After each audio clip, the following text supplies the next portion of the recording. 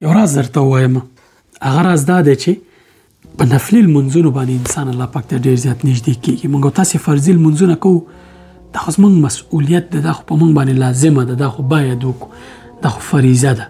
سنت لمونځونه موقت دي، باید وکړو، هغې کې ثواب شته. اما یو شی چې انسان ډېر زیات نږدې کوي الله پاک ته، هغه نفلي لمونځونه دي.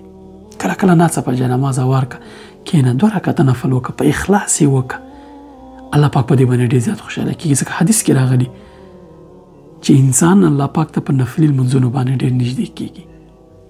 ځکه دا اضافه کار کوي، ته ثواب په نیت کې نفلي لمونځونه روزانه اذکار دا کوه، ژوند به دې بنسټیز بدلون وکړي. زړه به دې داسې مطمئن، داسې به ارام او خوشحالي چې ګمان نشي کوی.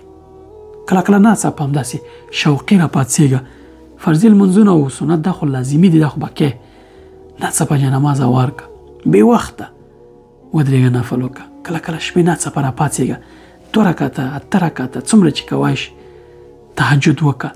ته بیا وګوره چې زړه دې څومره د الله په مینه مستېږي او څومره خوندور احساس به لري. دا کار حتما کوه، دا د عادت که.